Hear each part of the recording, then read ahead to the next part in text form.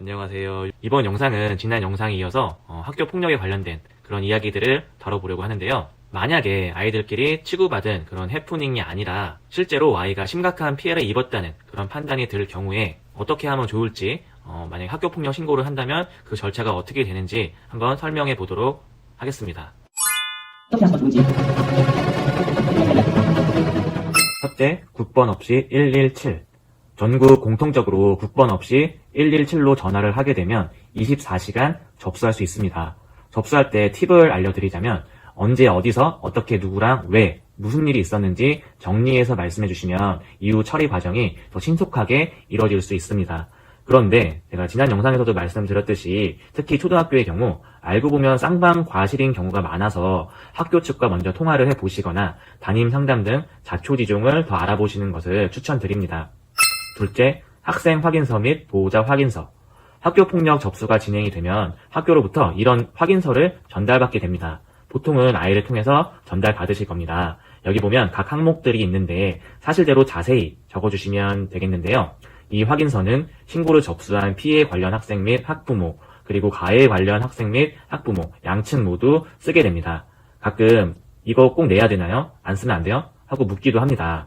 사실 이걸 쓰는 이유는 이후 과정에서 사안 조사가 이루어지는데 피해자 측에서 어떤 내용을 주장하는데 그것에 대해 그냥 넘어가게 되면 그냥 인정하는 것으로 여겨지기도 합니다. 그래서 후에 어떻게 처리가 되든지 자기 변론이라고 할까요? 아니면 이제 정확한 사실을 입증하기 위한 그런 수단으로 보시면 될 것 같고요. 따라서 이왕이면 거짓 없이 솔직하게, 거짓으로 어떤 사실을 이제 진술하게 되면 나중에 더 피해를 볼 수 있으니까 거짓 없이 솔직하게 자기를 지키는 그런 수단으로 삼아주시면 되겠습니다.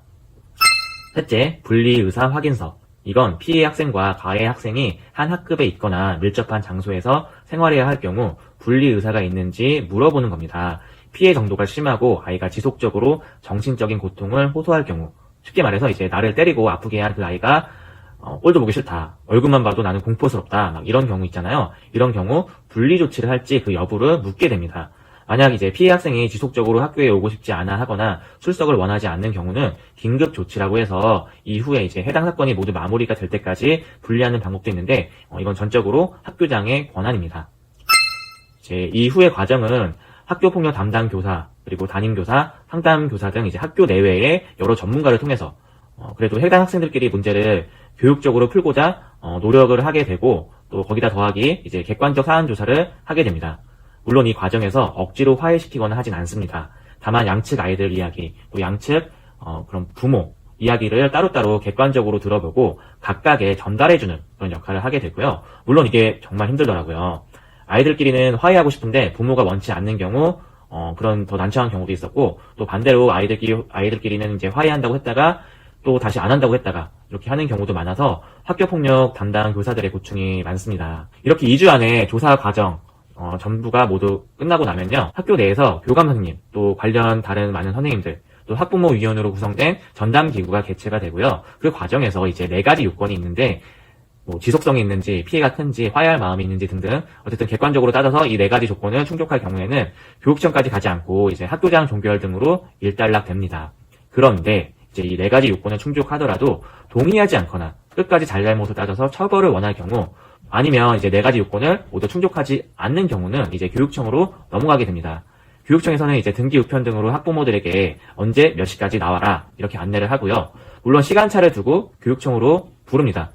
겹치지 않게 알아서 이렇게 하고 있고요. 만약에 이제 만에 하나 이제 앞 순서에서 조사가 좀 길어질 경우가 있잖아요. 그럴 경우에 시간이 조금 밀리기도 합니다. 그래서 이제 교육청에 가게 된다면 그 날은 직장에 이제 시간적 여유를 좀 두고 가는 것을 추천드립니다. 혹시 출석이 어려운 경우는 서면 제출 등으로 가름할 수도 있습니다. 어쨌든 교육청 조사를 통해 처분이 내려지는데요. 가벼운 경우 교내 공사부터 시작해서 최악의 경우 전학을 시키는 등 학급 교체가 있을 수 있는데, 초등에서는 웬만하면 학급 교체 처분은 이제껏 한 건도 사례가 없을 정도로 가능성이 희박합니다. 네, 이번 영상에서는 학교폭력 접수 절차가 어떻게 이루어지는지 대략적으로 설명해봤습니다. 다시 말씀드리지만 이 모든 과정이 아이들을 위한 것이고, 첫 번째는 이제 교육적 방법으로 해결하기, 두 번째도 교육적으로 접근하기라고 강조하고 싶습니다.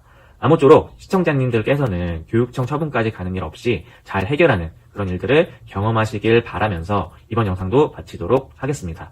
그럼 오늘도 좋은 하루 되세요. 화이팅!